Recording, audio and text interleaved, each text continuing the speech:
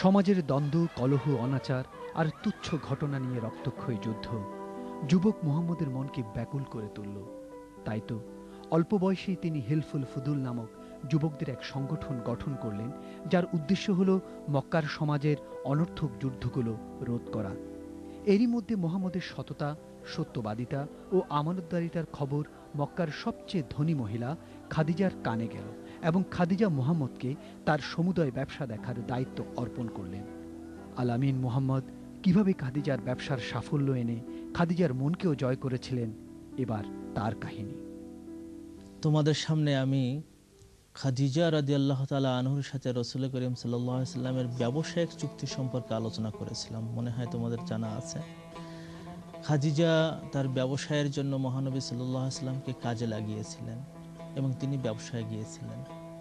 ব্যবসার থেকে ফিরে আসার পরে খাদিজা মহানবী সাল্লাল্লাহু আলাইহি সাল্লাম সম্পর্কে খোঁজ খবর নেওয়া শুরু করলেন এবং মহানবী সাল্লাল্লাহু আলাইহি সাল্লামকে তিনি মনে মনে ভালোবেসেই ফেললেন। তো এখন কারণ ছিল এই যে মহানবী সাল্লাল্লাহু আলাইহি ওয়াসাল্লামের চরিত্র সম্পর্কে তিনি আগে জেনেছেন, কারণ বহু বছর যাবত তো তার সম্পর্কে মানুষ কথাবার্তা বলে আসতেছে। ছোটবেলায় তার চরিত্র মাধুর্য মানুষ জানত, যখন তিনি ইয়াং ছিলেন, যুবক ছিলেন, সে সময়ও মানুষ জানত কত ভালো চরিত্রের মানুষ, মানুষের জন্য সবসময় প্রাণকান্ত, তার হেল্পফুল ফজল তৈরি করলো। শুধু তাই না, যৌবনে যে যখন মানুষ খারাপের পথে চলে যায় তখনও তার চরিত্র দেখে মানুষ খুশি হয়ে যেত। ব্যবসায়িক পারফরমেন্সে সবাই তাকে আল আমিন এবং আস সাদেক, সত্যবাদী এবং ট্রাস্টওয়ার্থি, বিশ্বস্ত মানুষ বলে তাকে মনে করলো। আর খোদ খাদিজা তো দেখলেনই যে ব্যবসায় তার কত উন্নতি হয়েছে, উনি খুব খুশি হয়ে গেলেন। উনি মনে মনে মহানবী সাল্লাল্লাহু আলাইহি সাল্লামকে ভালোবেসে ফেললেন। উনি মনে করলেন যে এই যদি বিয়ে করতে হয় তাহলে এই রকম একজন ছেলেকে বিয়ে করা যায়। এর আগে তিনি দুইবার বিয়ে করেছিলেন। দুইবার বিয়ে করে দুইজন স্বামী মারা যায়। একজনের নাম ছিল আবু হালা এবং আরেকজনের নাম ছিল আতিক। এই দুই স্বামী মারা যাওয়ার পরে তাদের থেকে 3 সন্তান তার হয়েছিল, 2 ছেলে এবং 1 মেয়ে। তো এই সন্তান ছিল তার এতিম সন্তান, আবার 2 স্বামী মারা গেল। উনি মনে করলেন যে আর কোনো জায়গায় তিনি বিয়ে করবেন না।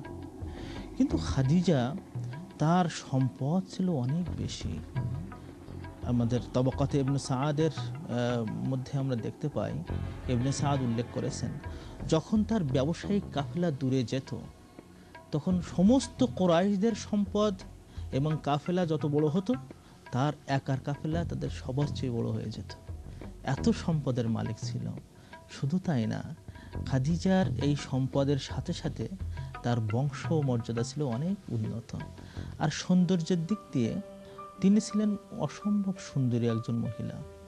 আমি তো তোমাদের বললাম যে মক্কার এমন কোনো ঘরের মানুষ ছিল না যারা যুবক, যারা বিয়ে করতে চায়, যারা খাদিজার ব্যাপারে তারা আগ্রহী ছিল না। তার কারণ ছিল এগুলো: সম্পদ তো ছিল, সৌন্দর্য ছিল, তার সাথে আরেকটা দুর্লভ গুণ খাদিজার ছিল।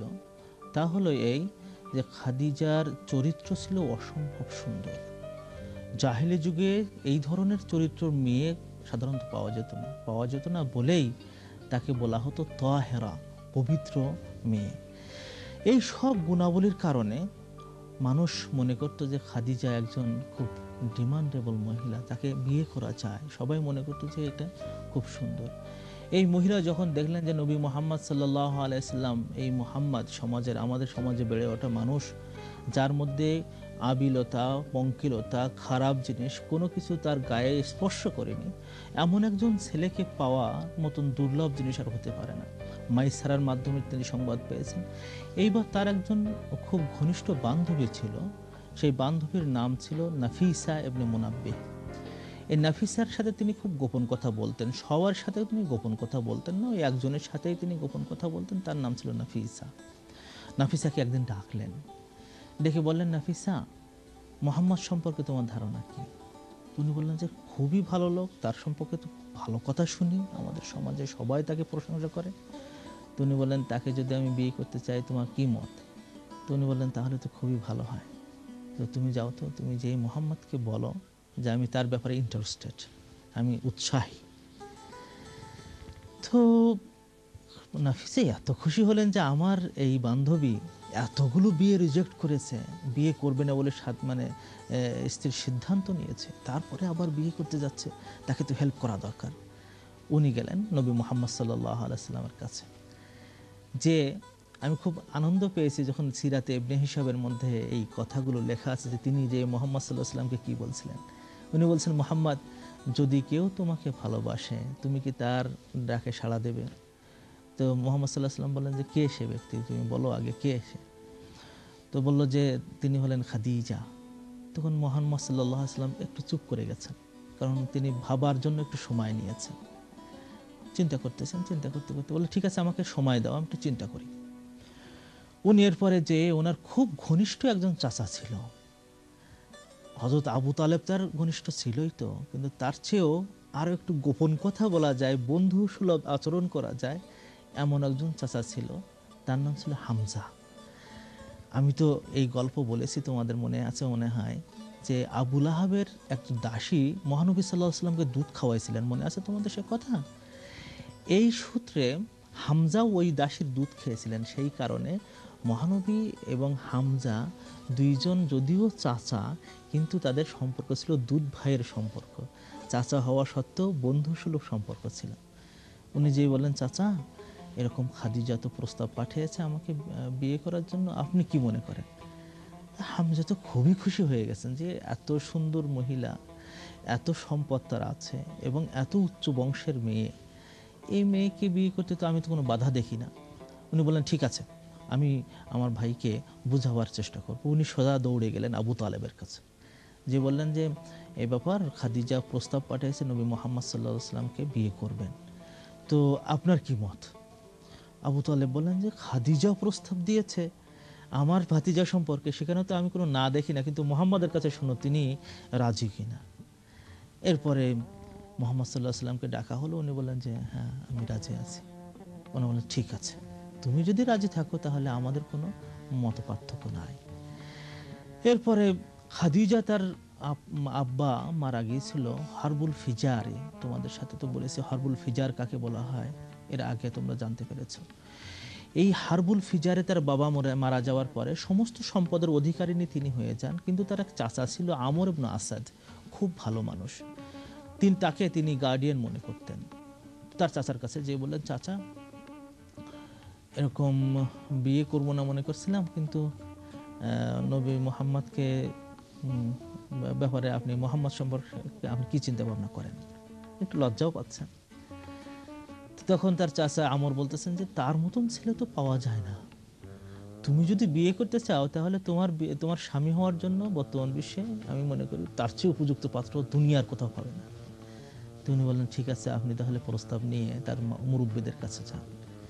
তিনি তার মুরব্বীদের কাছে হযরত আবু তালেব এবং হামজার কাছে চলে গেলেন। তোমরা দেখো যে বিয়ের যে এই যে সিস্টেম যদি মানা হয়, যে মুরব্বীদের মাধ্যমে বিয়ের প্রস্তাব দেওয়া, এটা কিন্তু খুবই ভালো জিনিস। আমাদের সমাজে আমরা বুঝি না, মুসলমানরা অন্য পথে চলে যায়, খারাপ পথে চলে যায়। কিন্তু দেখো নবী মুহাম্মদ সাল্লাল্লাহু আলাইহি ওয়াসাল্লাম এবং খাদিজার সাথে কিন্তু জানাশোনা হচ্ছে, কিন্তু তারা তাদের গার্ডিয়ানদের অনুমতি নিয়ে সামনে এগিয়ে যাচ্ছে। বিয়ের দিনক্ষণ ধার্য হলো। ওরা বললো, তাই তো আমাদের মেয়ে তো অনেক উচ্চ সম্ভ্রান্ত ফ্যামিলির এবং অত্যন্ত সম্পদশালী, তো এক্ষেত্রে মোহর কত টাকা হবে, কি পরিমাণ মোহর দেবেন? মহানবী সাল্লাল্লাহু আলাইহি ওয়াসাল্লাম তার আব্বা যখন ইন্তেকাল করেন, তখন ইন্তেকালের সময় 5টা উট রেখে যান। 5টা উট বোঝো তো তোমরা, ক্যামল, উট রেখে যান। তো এই 5টা উট আস্তে আস্তে বেশি হতে হতে 20টা উট হয়ে গেল তার। মহানবী সাল্লাল্লাহু আলাইহি ওয়াসাল্লাম বলেন যে আমার সম্পদ বলতে তো এই 20টা উট আছে, আর খাদিজার ব্যবসা করতে যে কিছু লাভ হয়েছে আর আগের ব্যবসায় কিছু লাভ হয়েছে, সেই লাভের টাকা আমার 500 রূপার ভরি, 500 রূপার ভরি, 500 ভরি রৌপ্য আমার কাছে আছে।